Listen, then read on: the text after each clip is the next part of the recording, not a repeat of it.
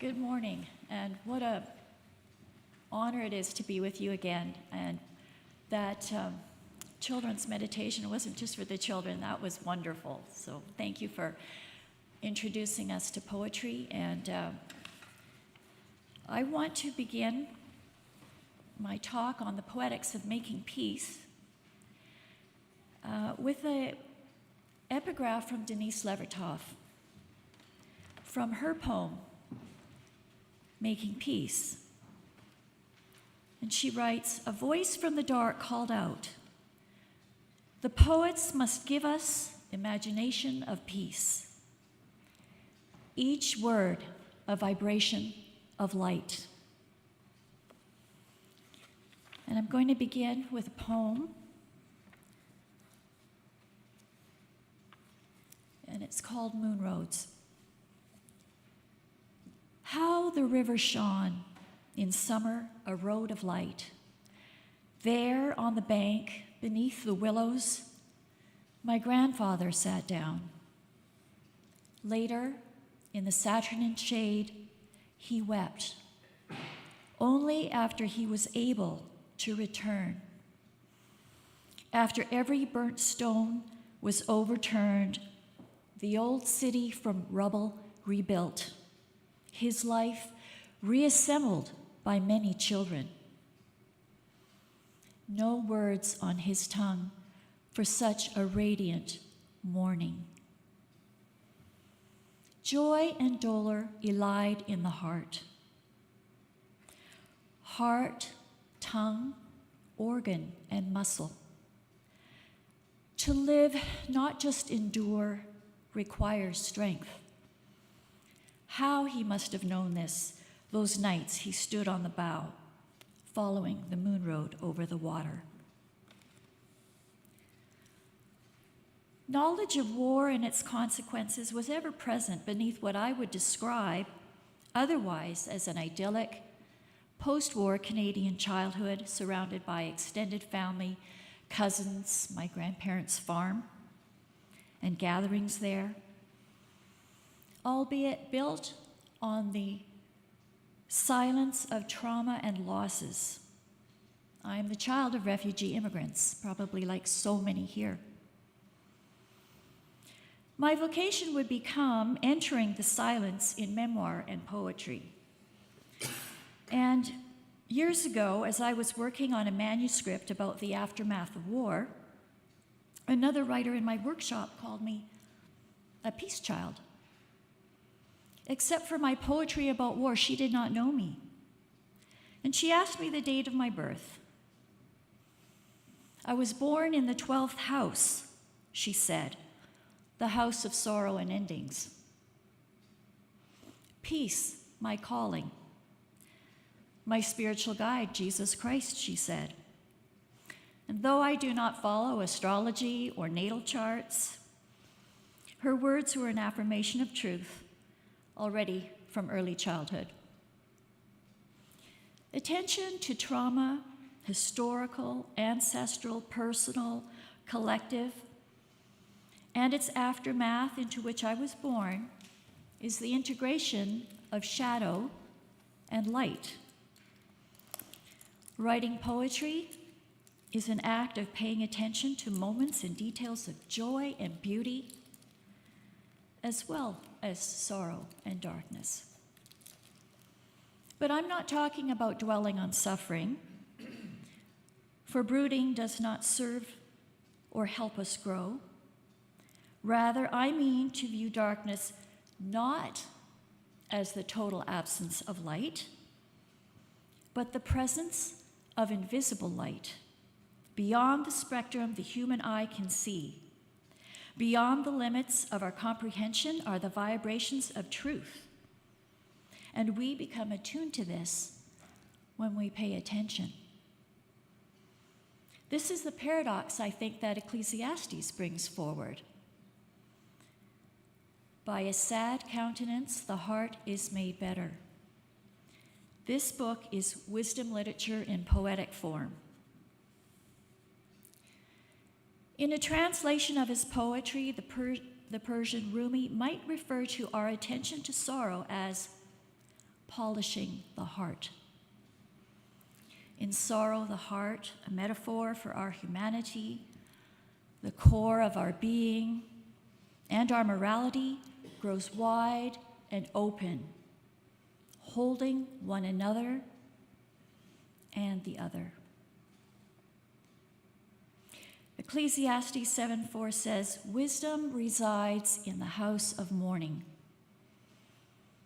Sorrow in times of or in the aftermath of darkness and injustice is the spiritual introspection required for moral change. A mourning that is born of our human longing for love, connection, and peace. This kind of mourning is the beginning of wisdom. We pay attention to our wounds to cultivate an inner stillness, a light which radiates outward. We pay attention to the wounds our history has inflicted on others. In the house of sorrow, wounds become the very thing from which wisdom emerges and resides. The word heal originates from words that mean to make whole, safe, or unharmed. From our wounds, he will heal us, says Hosea in chapter 6, verse 1. Jesus, the wounded healer. Leitmotifs of light and shadow, their paradox appeared in my poetry and writing. Here, a house of sorrow becomes the house of peace. And this poem is called "To Live On in a World," and it is a response to a poem by Denise Levertov called "Aftermath of the Moon Eclipse." And it's about an eclipse that I saw during the day in my city, Vancouver. To live on in a world. The war's umbra completed its slow passing over the earth. And in that boom and howl, during my first year, Ginsberg came to Vancouver with Levertov, poetry catechizing the darkness. And slowly, more slowly than desolation overtook, the return of light. The poets taught such a labored return requires attention. Although they believed in afterlife, my parents taught me to live on in a world. And not long ago, I watched as the sun was consumed by the moon. Crosswise earth a blackened road. Attention, faith, alike, I think, waiting for light. Thin shimmers sufficient to live through the dying. Now, Allen Ginsberg was an American poet, one of the Beat poets, an outspoken advocate for anti-war efforts and social justice causes. And he came to attention in 1956 with his poem Howl, which was an outcry of rage and despair. And Denise Levertov, a poet who lived in the Pacific Northwest where I do, wrote on peace, ecology, and faith, all of which are connected. And both poets' tones of despair and hope are the fullness of our experience, and we find this all throughout Scripture.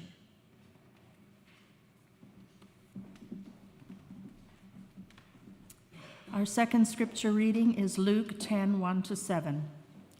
After this, the Lord appointed 70 others and sent them on ahead of him in pairs to every town and place where he himself intended to go. He said to them, "The harvest is plentiful, but the laborers are few. Therefore, ask the Lord of the harvest to send out laborers into his harvest. Go on your way. See, I am sending you out like lambs into the midst of wolves. Carry no purse, no bag, no sandals, and greet no one on the road. Whatever house you enter, first say, 'Peace to this house.' And if anyone is there who shares in peace, your peace will rest on that person.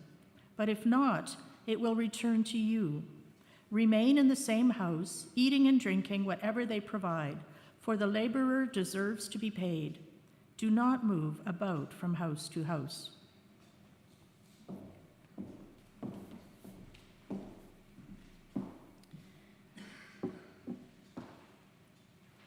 This next poem is called In This House Built from Loss. In this house built from loss, few rooms hold few belongings. A picture of Jesus knocking on the door, a son in his everlasting infancy, silver framed. Each night afloat in a glass of water, an old man's lost smile. In the bedroom, 2 narrow beds with feather comforters. On the dresser, a handheld mirror. A granddaughter visits, holds the oval glass, peers into its well, her milk teeth like pearls never owned in the old country. A thin gold ring, not enough for a train or a bribe. In the basement, a furnace with embers and a kammer that stays cool, filled with jars of damsons from the tree in the yard and pickled dills on the shelf arranged in rows, lined up like her children on the steps of the immigration office, but for David at 18, killed at the front. On the kitchen stove, potatoes dance in pots, but the old pair does not dance. Their loss, a fast, but they serve a feast. Baked chicken, stuffing with prunes, and Apfelkuchen, such kindling to feed small fires. A modest wood-framed house, wisdom is a shelter. On Sundays after church, the simple table set, white plates in cups, gilt lips rimmed with fall gold. All afternoon, coffee is poured, conversation, the unsaid, a bottomless cup. This pathway of peace makes its way through sorrow. It is a poetic awareness and attention, a spiritual and moral awareness and attention.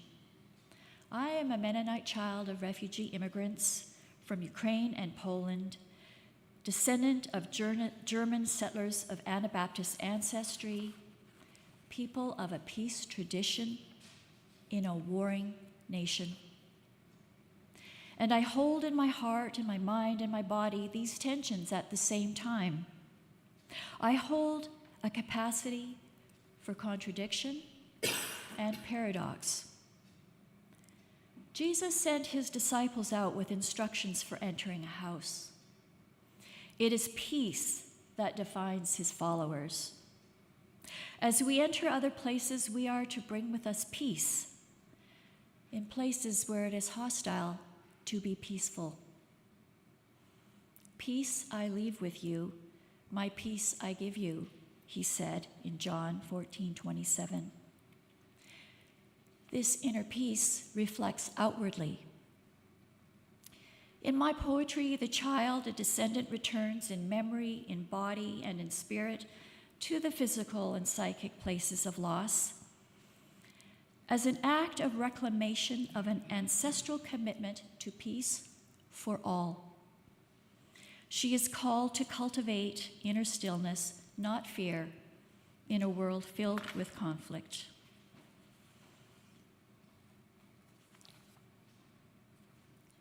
This poem is called A Prayer Under the Linden.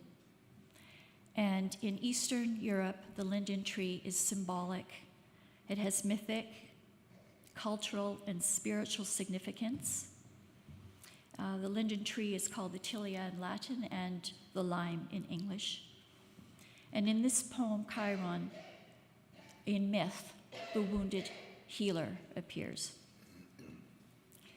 A prayer under the linden from the Journal of Horticulture. Like the child at the moment of her birth, a tree is aligned with the planets. The tilia, or the lime, grows in the yard of Jupiter, Mercury, and the sun. Cordiform leaves of memory, war, dematerialization, or regeneration, a metamorphosis. Philra gave birth to Chiron and transformed herself into the linden. Veined hearts, blossom and pollen, soothing fragrance, healing tea and dark honey. Ancient symbol of justice and peace. The leaves are the measure of palms open in offering, pressed in prayer. Zajta Lipka, in Polish, the holy linden. Leipzig, the German city of music named after it.